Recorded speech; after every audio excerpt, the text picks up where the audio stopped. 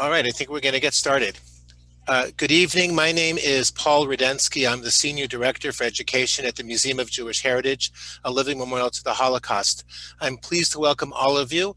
Today's program is entitled Liberation and the Aftermath, and will focus on the extraordinary moment when American soldiers came face to face both with the horrors of the Holocaust,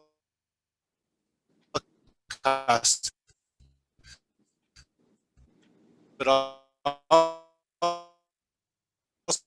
with those people who survived the Holocaust. I'm honored to present today's speaker, Bonnie Gurewitsch. Ms. Gurewitsch was in the Holocaust, beyond swastika and Jim Crow, Jewish refugee scholars of Black colleges, and Against the Odds, American Jews and the Rescue of Europe's Refugees, 1933 to 1941. Ms. Gurewitsch has advised several scholarly and educational projects, including survivors of the Shoah Visual History Foundation. She is currently an advisor to the Heritage Testimonies Project at the Museum of Jewish Heritage. Her publications include The Liberators, Eyewitness Accounts of the Liberation of the Concentration Camps, the Oral History Manual, Mothers, Sisters, Resistors, Oral Histories of Women Who Survived the Holocaust, and Daring to Resist, Jewish Defiance in the Holocaust. If I may add a personal note, Ms. Gurewitsch has been a mentor and a colleague for me at the Museum of Jewish Heritage since I arrived there in 2005. She is always generous with her time and insight, and our education programs have benefited greatly from her assistance and participation. We are honored that Ms. Gurewitsch is joining us today. I'd like to put in a quick plug for our upcoming lectures. On November 1st, Shirley Gilbert will speak on Music on the Brink of Destruction, which will examine music produced by Jews during the Holocaust. On November 10th, Deborah Dwork will speak on Holding On Through Letters, Jewish Families During the Holocaust. On November 15th, Natalia Alexun will examine German Jewry under the Nazis. On November 16th, Wendy Lauer will present The Ravine, a family, a photograph, and a Holocaust massacre revealed. Our plan for today is as follows. Bonnie will speak for approximately 40 minutes, after which time we will invite questions from the teachers attending the program. We will try to keep the program to an hour in length. Please note that we will keep everyone except the speaker muted during the presentation.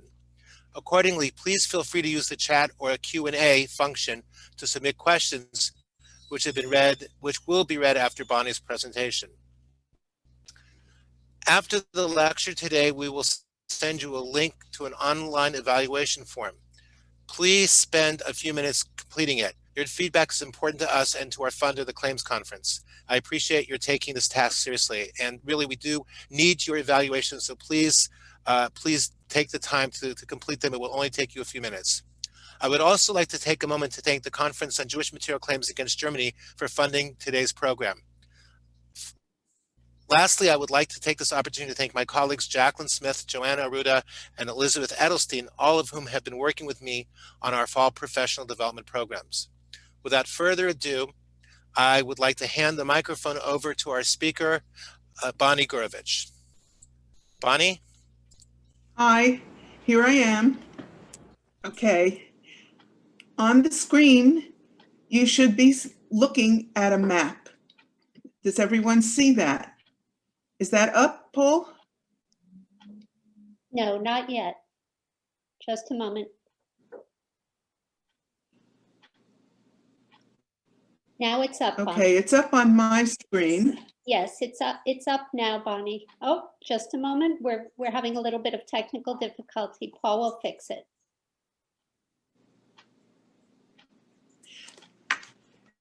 This.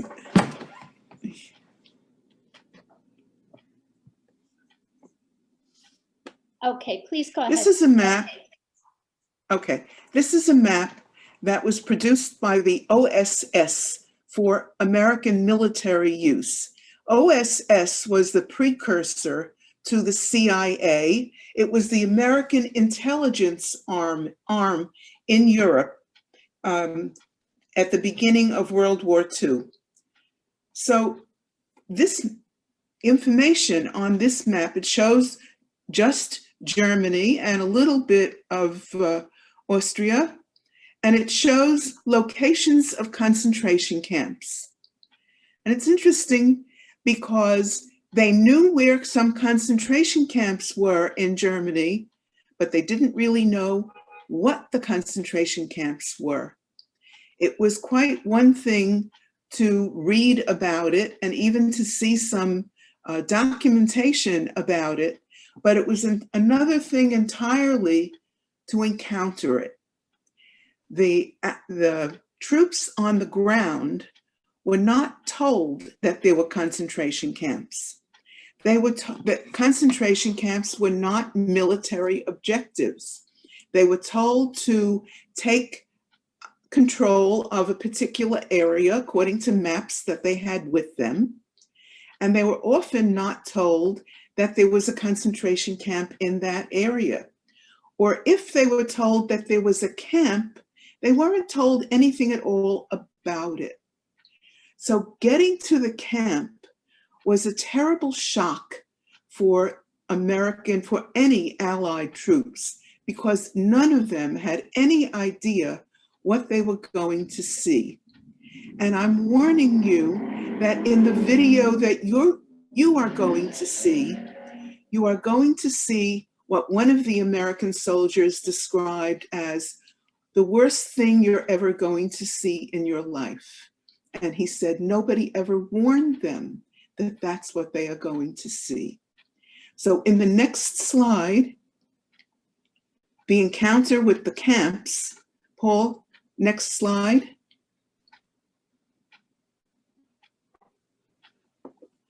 After the title, Encounter with the Camps,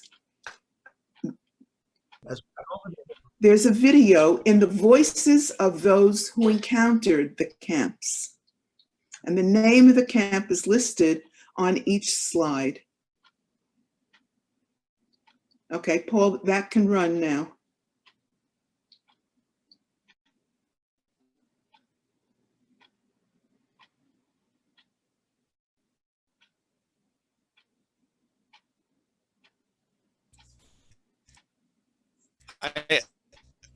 Sorry, I just think I have to reload it, so give me a second. Okay. These liberation photographs are not on view in the museum itself.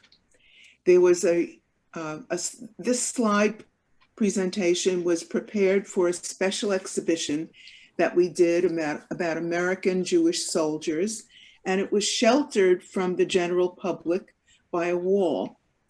So I'm just giving you fair warning that it is difficult photographs to watch, and the narration is by the American soldiers themselves who took these pictures and saved them because they realized that if they didn't have visual documentation, nobody would believe what they told about when they described the camps.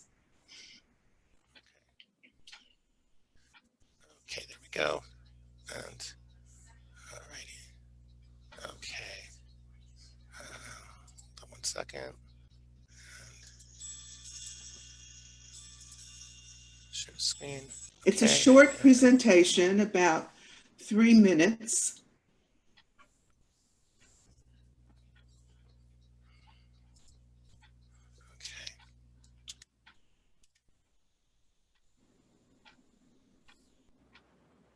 As we got over the hill, we experienced a tremendous odor of rotten something. We didn't know what they were, but it was a terrible smell. I remember the combination of the smell of gasoline from our vehicles and the stench of human flesh.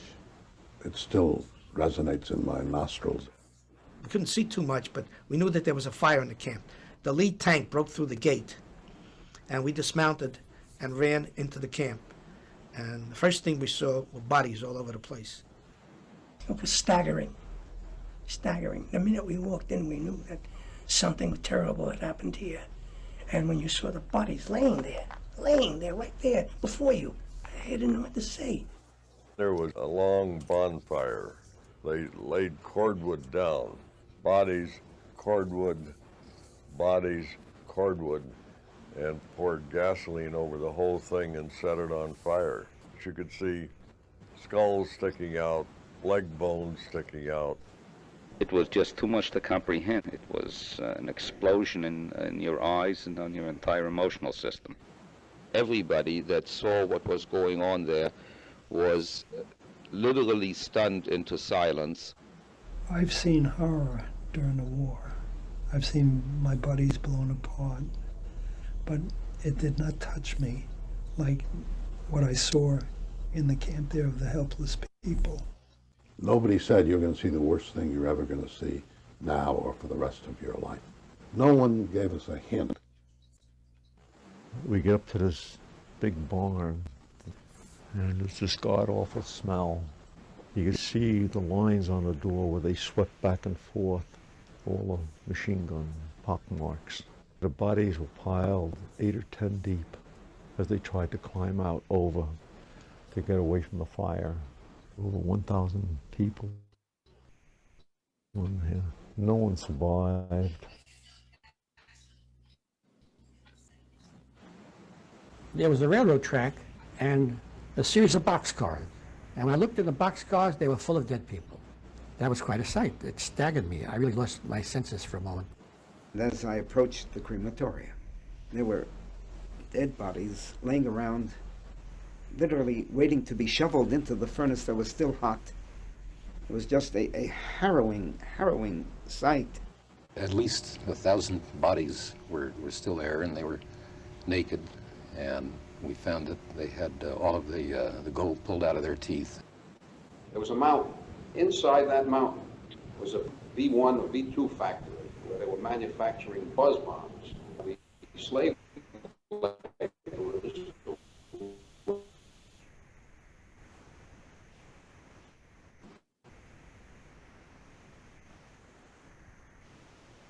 in the concentration camp were there for one purpose. That was to work in this factory. Extermination took place by working them. I started working among these inmates. Many of them looked like they were old men. I've never seen people that decimated. I mean, they were skin and bone. I'd never seen anything like that before. When we walked into the barracks, a few people said, "Viva l'Amerikanski, Viva Amerikanski," and they clapped. There was so little flesh on their hands, and that sound still resonates in me. I think of all the sounds of that sorrow and pity, that's what I remember most.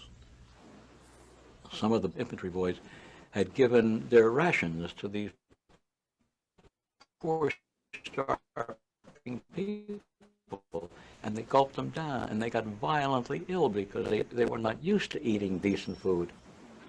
The women were thrusting their, they just wanted to touch the rescuers or the Americans.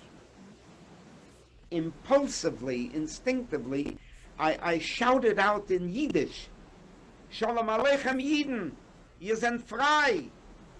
The war is over. I'm an American, I'm a rabbi. You are free." One of them kept repeating 3 words that he picked up from other Americans and kept saying, "I love you, I love you." The American soldiers cursed at the Germans. They were beating up the Germans. They were shooting them.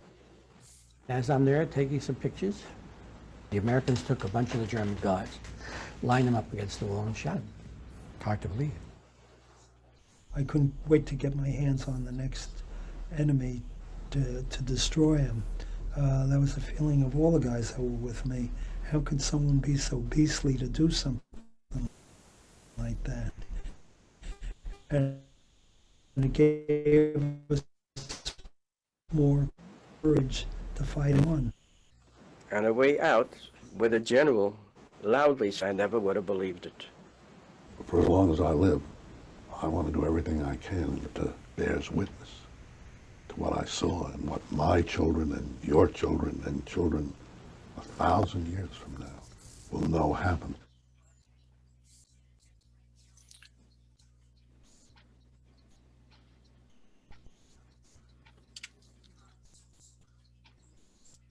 So you see many different kinds of reactions. There's stunned silence, disbelief. I can't believe what I'm seeing. There's anger, there's real fury, and there's a desire to fight back, to hit back. And all of these things, all of these reactions happened almost simultaneously, and for different reactions were stronger among other different people. But another thing happened. When they got over the terrible physical shock of what they saw, they rolled up their sleeves and they got to work. And many of the liberating units actually stopped fighting and started responding to the needs of those whom they had found. The needs were vast. First of all, the numbers were vast. They needed food, clothing, shelter. They needed to bury the dead for many reasons. The piles and piles of dead were a health hazard, and they had to get rid of those piles. The British, who came into Bergen-Belsen and found similar situation, actually used bulldozers to dig mass graves. General Eisenhower, when he saw the situation at Ohrdruf, which is where there were the bonfires, he ordered the Burgermeister, the mayor of the town, and his wife to come into the camp and to see what the Germans had done. That night, the Burgermeister and his wife hung themselves in their house. And Eisenhower gave an order that any American soldiers who were in the vicinity of a concentration camp should visit that camp when they had time to go, because he wanted them to know not only what they were fighting for, but what they were fighting against. And that's why so many of the American soldiers actually did see a concentration camp, even if they were not a liberating unit. So in addition to the physical needs of the survivors, which the army had to take care of immediately because there was no one else to do it, and they felt the responsibility, the human responsibility to do that. In addition to those needs, American Jewish soldiers in particular were sensitive to a whole other set of needs, and that is the survivors needed to be acknowledged as Jews, and their experience as Jews needed to be acknowledged. The ones who were particularly sensitive to this were the American Jewish chaplains. One of the first chaplains who went into Dachau was Chaplain Eli Bonin, a conservative rabbi from Providence, Rhode Island. Now, he was not allowed to hang around, to stay. He was with an infantry unit that was moving quickly.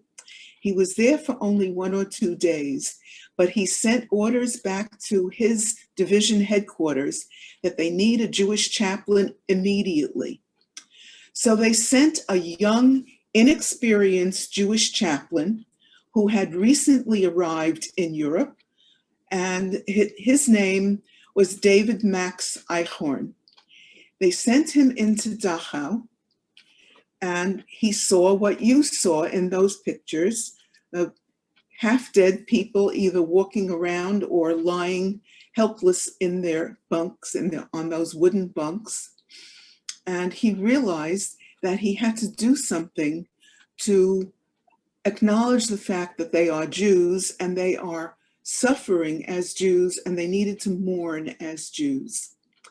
The survivors committee, the committee of concentration camp inmates, was composed of subcommittees of all the various ethnic nationalities that were represented among the survivors, except for Jews. That committee did not acknowledge Jews as an ethnic group. So the Jews organized themselves, and they wanted to have a memorial service, and the generals in charge of the camp were reluctant to give them a large space because of the inter-ethnic strife among the different surviving groups. So finally, after a couple of days, they scheduled a service in the building that housed the camp laundry. When Eichhorn got to the camp and heard that plan to have the service in the camp laundry, he said, "Oh no." And he went over the head of the officer who just made that decision and got permission to have an official service outdoors under American soldiers' guard.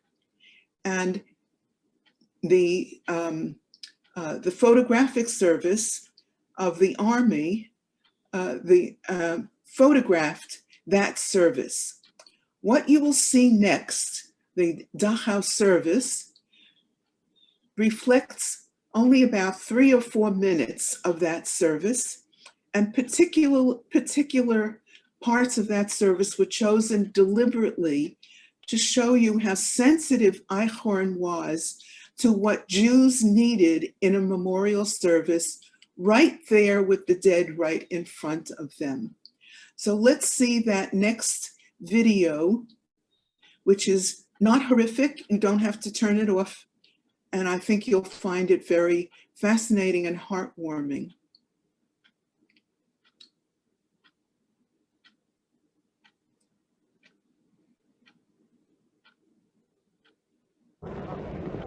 SPX Germany. Dachau prison camp, Jewish service, first held. That's the Army slate to show, it was official Army footage. I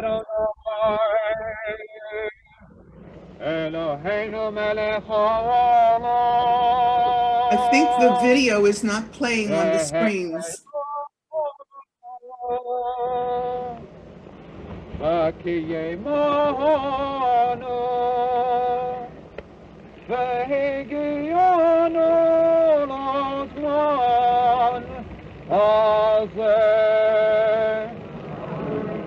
Shama Yisrael Adonai Eloheinu Adonai Echad Shama Yisrael Adonai Eloheinu Adonai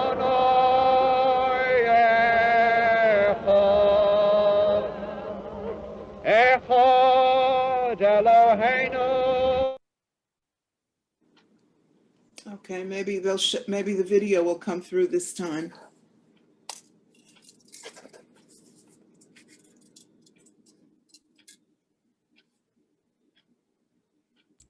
All right. You'll notice, sorry about that. I'm gonna give it a try again. Sorry about that. Notice that there's a large crowd of survivors standing in front of the platform where the chaplain is standing with other officers. And around at the fringe of that crowd, there is a guard. They're circled by American soldiers standing guard around them just to prevent any trouble from others who are not happy about having a Jewish service.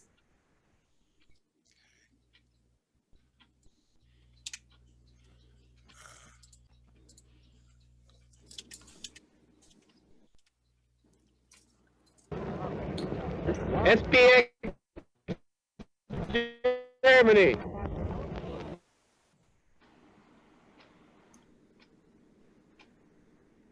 Dachau prison camp, Jewish service, first held.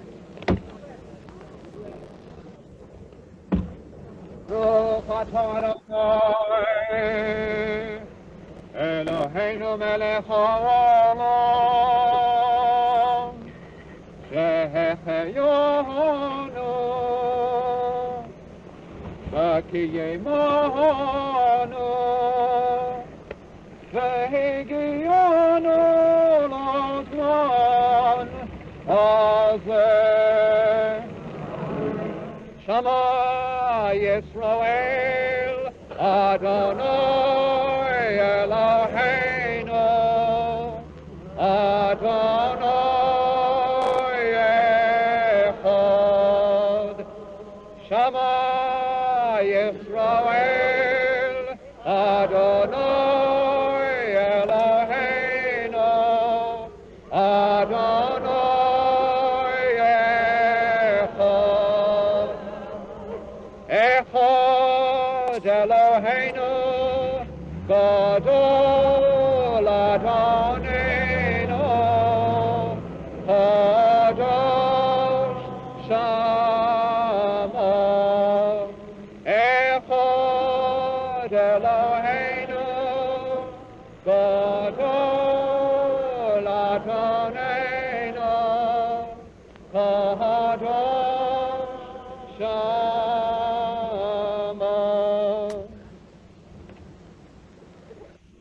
אל מלא רחמים שוכן במרומים המצא מנוחה נכונה תחת כנפי השכינה במעלות קדושים וטהורים כזוהר הרקיע מזהירים את נשמות אחינו אשר נהרגו על קידוש השם אנו בעל הרחמים הסתירם בסתר כנפיך לעולמים וצרור בצרור החיים את נשמתם עם נשמות הצדיקים העומדים לפניך.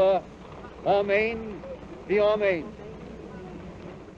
Today I come to you in a dual capacity as a soldier in the American Army and as a representative of the Jewish community of America. So let's look at what this service, what these excerpts show you. What did Chaplain Eichhorn choose to comprise the service? There are three blessings that he chose. The first blessing is Shehechianu. It's a blessing that Jews say on major occasions, on the first day of a holiday, on achieving a milestone in their life, even on putting on new clothing. It's on something new. We say a blessing on the new year. We say Shehechianu. We thank God for keeping us alive until this point. And so that was the very first blessing. Thank you, God, for we are alive, for keeping us alive. The second blessing that he said was Shema. Shema Yisrael, hear, O Israel, the Lord our God, the Lord is one. That is the basic assertion of Jewish monotheism. We are still alive. We are still Jews. We still believe in our God. And the third thing that he said was the beginning of the memorial prayer. God, full of mercy, find everlasting peace for those who died, who martyred because they are Jews. And so those three components speak to the very, very important and deeply emotional needs of the Jewish Holocaust survivors at that moment. They were grateful to be alive. They still acknowledge their Jewish identities, and they begin the process of mourning their dead. It was a very complicated process. For some, it has never finished, but this was the very beginning. And it was this sensitive American Jewish chaplain who understood that that was the need at the time. Other American Jewish soldiers recognized other needs. In addition to the food, clothing, and shelter, and burying the dead and mourning the dead, Many of the survivors were very, very sick. Paul, let's have slide number 6. Many were taken into American field hospitals. Those are what we know as MASH hospitals for the most acutely ill who needed immediate medical attention. And there they were cared for by American medics whose real job was to care for American casualties of war. But they stopped doing that in certain cases, and they manned the field hospitals, which filled up with Holocaust survivors. When those who were in the field hospitals were stabilized and able to be moved, then they were moved to other more stable, more permanent hospital facilities. But here I'll tell you the story of Jack Pinto and Bill Conroe. Jack Pinto, who wrote this note, can you see that it says U.S. Hospital on top? And to the right on top, it says 15 May 1945. So that is right after the liberation of Dachau. Dachau was liberated at the end of April. This is 2 weeks later. The war ended May 8th. So if I will read it to you, I thank the U.S. Army for saving my life. On the 5th of May, the Americans came into the concentration camp and found, like angels just came from heaven. U.S. soldiers came to the concentration camp and liberated the survivors. I can't see it very well on my little screen here, but this is the gist of what it said. And he ends with, may God bless the U.S. Army and with freedom, and soon be home by their family. This are my wishes, Jack Pinto. You will probably recognize the name Pinto as a Sephardic Jewish name. Jack Pinto and his family lived in Amsterdam, where there was a large Sephardic Jewish community. And at some point in time, he and his family moved to London. And that's where he learned the English that he was using when he wrote this note.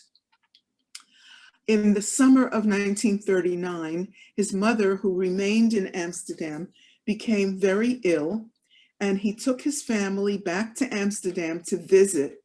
And his mother died, but they got stuck in Amsterdam and couldn't get back to London. His entire family was killed in the Holocaust, and only Jack survived. Jack had typhus, he was very ill, and Bill Conroe was the American medic who took care of him. Let's see Bill Conroe. Next slide, please. Bill sat by his side and fed him, gave him some things to drink. He befriended him.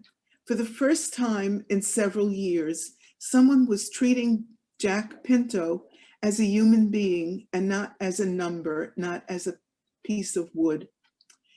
Jack Pinto, when in a moment of lucidity, asked Bill Conroe for paper and pencil, and he wrote this very sweet note.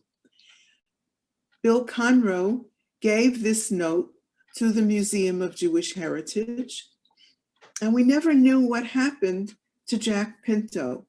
Eventually, he was moved to a more permanent hospital. Bill Conroe lost contact with him, and we at the museum did not know what the fate was of Jack Pinto. Can we have the next slide so that everyone can see Bill Conroe? Slide number 7. Okay, I can't see on my screen if it's up. Anyway, if you fast forward about 25 years, I was invited to do interviews at a gathering of Holocaust survivors from the Netherlands.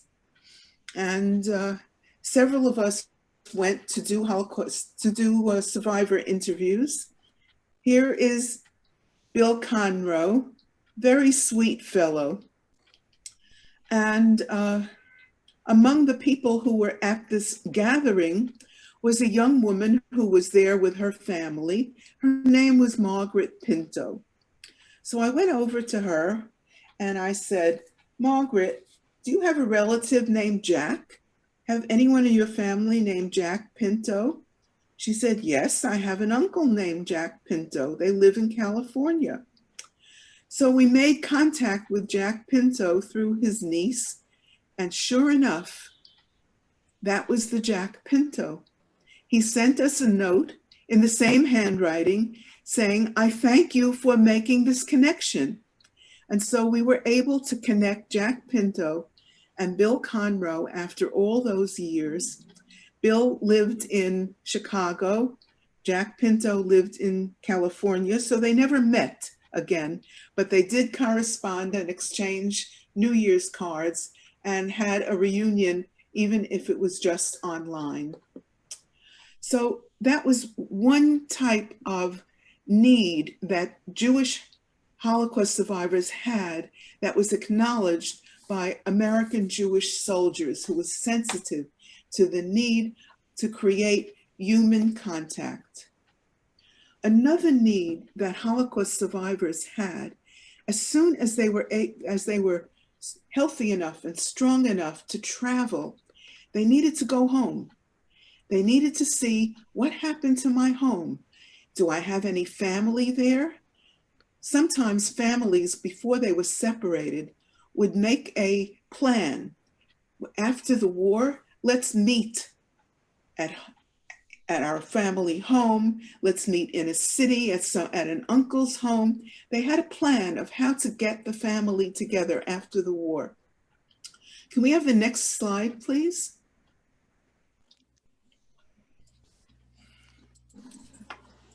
Okay.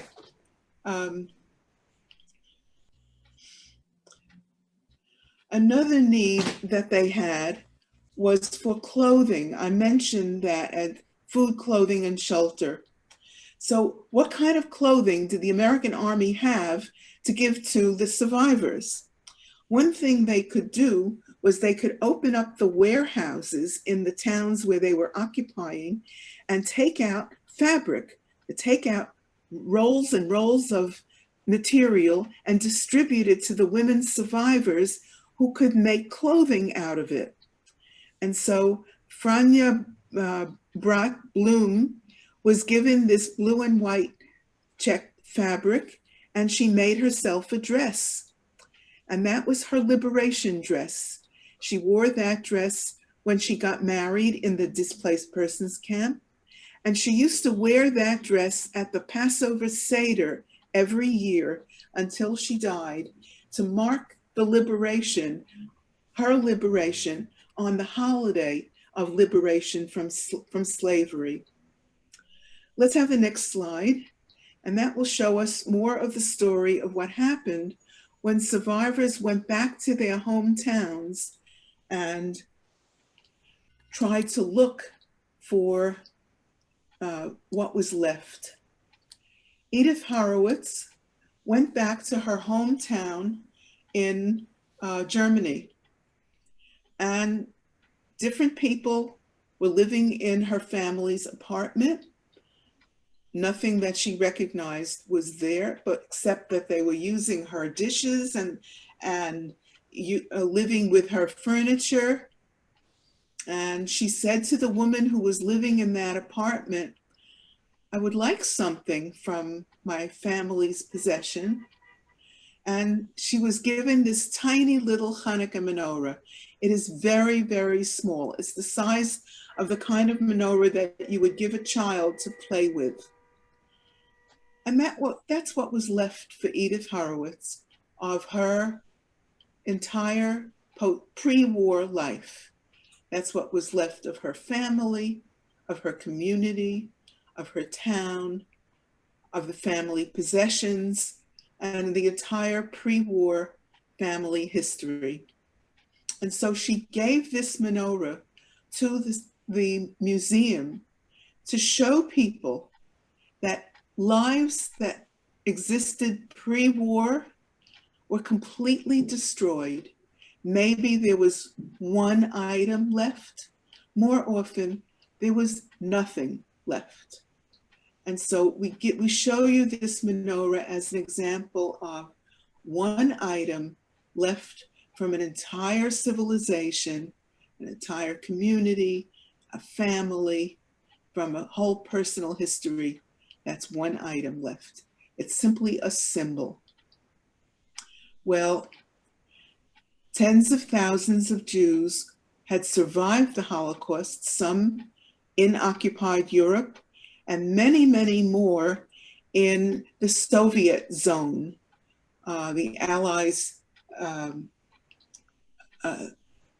Soviet Union had occupied much of Poland and some few other countries, Lithuania, and many of the Jews who were in those areas were taken into the Soviet Union, and some found refuge after they were released from Siberia, where first they had to do forced labor.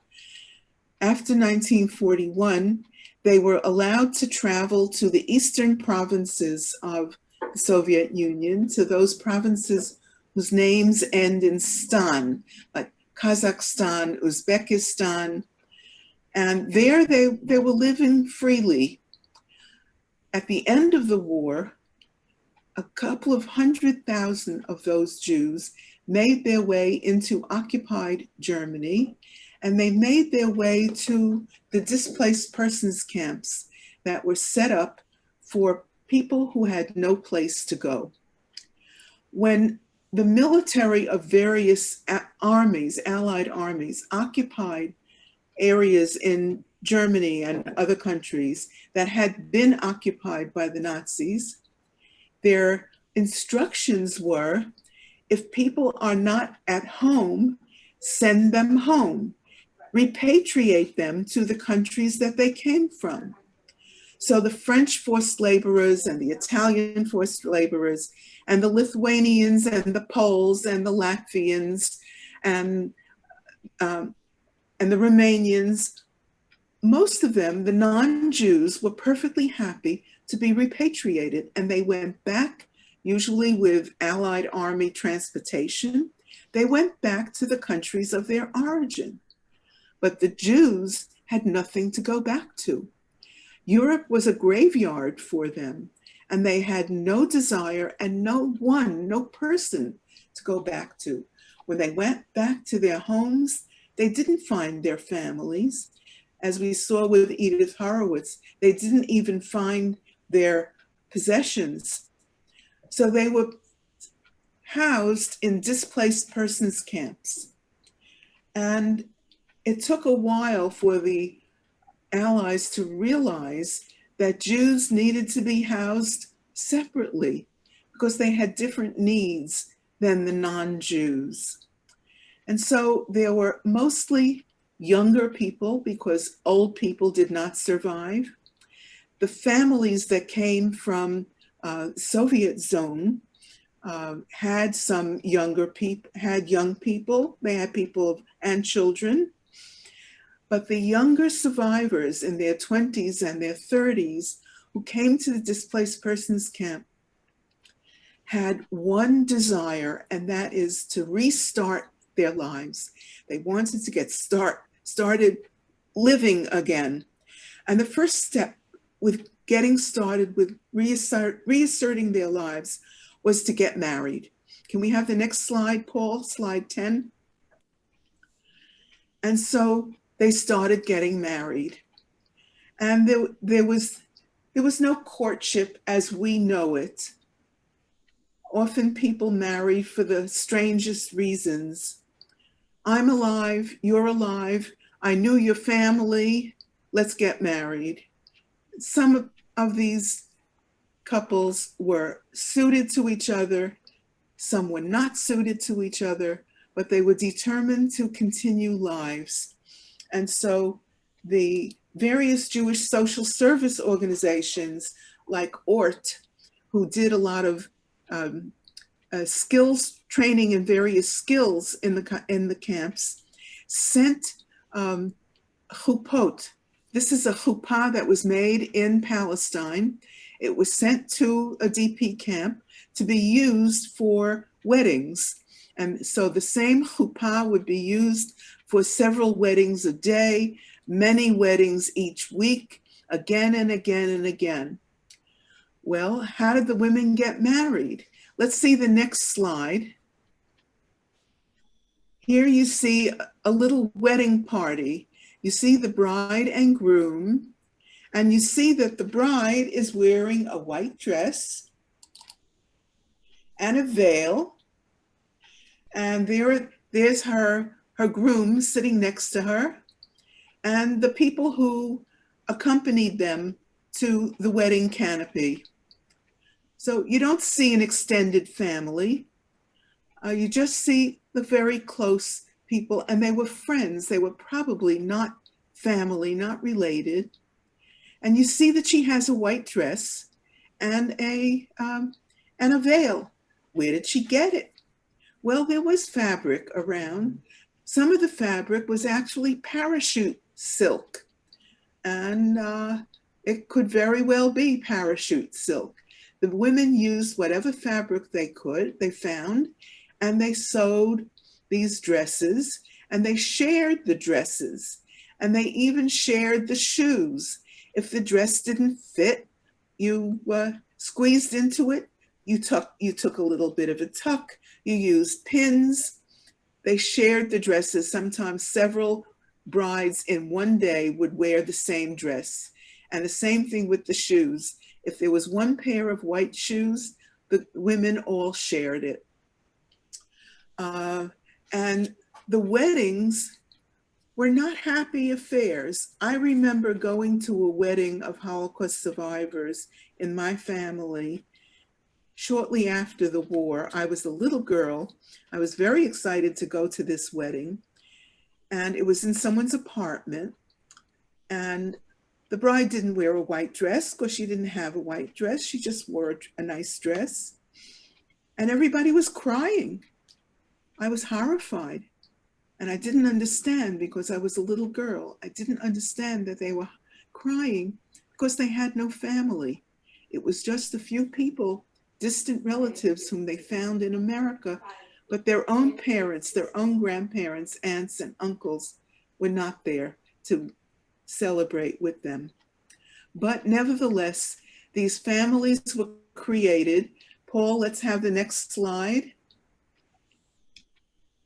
And pretty soon, there was a baby boom in the displaced persons camps. And the birth rate in the displaced persons camps was one of the highest birth rates in the Western world in those years. There was this tremendous desire not only to start your family, but for the women to see, could you conceive? Many, if not most women who were in concentration camps did not menstruate during the war because of starvation. So they were not sure that they could even have children. And so each child was considered a miracle, and each child was treasured as a very precious, precious human being. They represented all the hopes and the losses that their parents had endured and had hoped for. They hoped to reconstitute not only their families, but the Jewish people. And so these children were coddled and spoiled, and the best food and the best resources were used to bring these children up. Let's see the next slide, Paul. Here you see the result of teaching crafts and skills in the displaced persons camps and teaching little girls to embroider. This is a sampler made by a little girl in a DP camp. And it's one of the examples of things that were made in the DP camps that reflect the classes that were given to survivors, and they often taught each other the skills that they knew, so that when they left the DP camp and got to someplace where they could really start a life, they would have some skills. One of the important skills that were taught was carpentry. Let's have the next. Salomon Katz had been a carpenter before the war, and he taught carpentry in the Bamberg DP camp. And what did he choose to make? He chose to make a spice box, a havdalah, a besamim box for havdalah. And on the different corners of the box, he wrote the name of the camp, Bamberg. He wrote Schule, which means school. So he was teaching carpentry in the DP camp, and I believe that he wrote the date and his own name. So teaching each other skills and sharing these skills was a very important part of life in the concentration camp.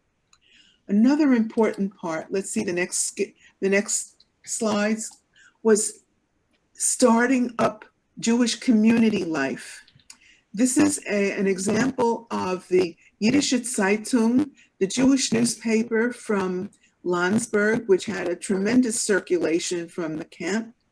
It was thanks to American Jewish soldiers that they found type and printing machines, and they got permission, and paper was very scarce at the end of the war, and they got permission from the American military to print a weekly newspaper that had news of the Jewish world.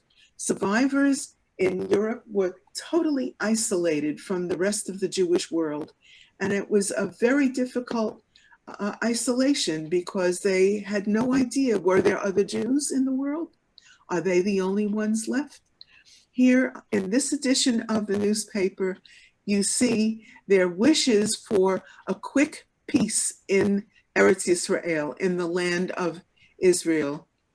And they followed the news in the general newspapers and on the radio and printed it in Yiddish for people who spoke Yiddish, which was the lingua franca of the Jewish survivors, the European Jewish survivors in Europe. And this was made possible through the efforts of American Jewish soldiers. Another effort of American Jewish soldiers in collaboration with the survivors was that they actually printed an entire Talmud. They put together a Talmud by using copies of individual books that individual survivors had. There were survivors who had been in the Soviet Union. There were survivors who had hidden some books. Survivors from Shanghai also had books, and they were able to, and with the help of the Vad Hatzalah, an American Jewish social service organization that particularly catered to religious Jews, they got examples of all the books of the Talmud, and they were able to reproduce it in an edition called the U.S. Army Talmud. And there's a copy at the museum, and other museums have it. It's quite a special accomplishment. And that represents the collaboration between survivors and the U.S. Army. Another thing that had to happen, let's see the next slide, Paul, was reuniting families. Families were split up all over the world. This is an example of the Blumberg family. Mr. Blumberg was a Polish Jewish journalist. He wrote for Polish Jewish newspapers, and he was posted in New York when the war broke out, and he did not go back to Poland. He tried to get his wife and daughter out of Poland, but he did not succeed. They were stuck in the Warsaw Ghetto, and then they ended up in a displaced persons camp. Paul, can we have slide 16? And because Aviva's father was in New York, and there was a direct family relationship between Mrs. Blumberg and Aviva Blumberg, and the father, who was in New York, and he had started the process of getting visas for them several years before, even during the war. Aviva Blumberg was able to get to New York on one of the very first boats that left Europe, bringing Holocaust survivors to the United States. There was a lot of agitation by certain Jewish groups like the Vad Hatzalah and the Bergson people to allow more immigration from Europe. American immigration laws had never changed. There was still immigration quotas from each country of origin, and Jews were not classified as Jews. They were classified according to their country of origin. So the Polish quota was less than 800 people. And there were tens of thousands of Polish Holocaust survivors. Even the German quota was about 1,600 people a year. And there were more than that on the German quota. So after a lot of political pressure, President Truman finally passed two pieces of legislation, a lot of pressure on Congress, two pieces of legislation called the DP Act. One was in 1946 and one was in 1947. But at that time, the American government was more afraid of letting in communists than letting in collaborators with the Nazis. So the DP Acts were written in such a way as to minimize the numbers of people who would qualify, minimize the numbers who had come from the former Soviet Union. And so several hundred thousand Holocaust survivors were able to come to the United States, but certainly not all. They came on special joint visas that were sponsored by HIAS and other Jewish organizations. And it was a process, and it took many years for the larger numbers of Holocaust survivors to come to the United States. In May 1948, the State of Israel was declared. Until then, Jews could not go to Palestine because there was a quota, a British quota of Jewish immigration to Palestine.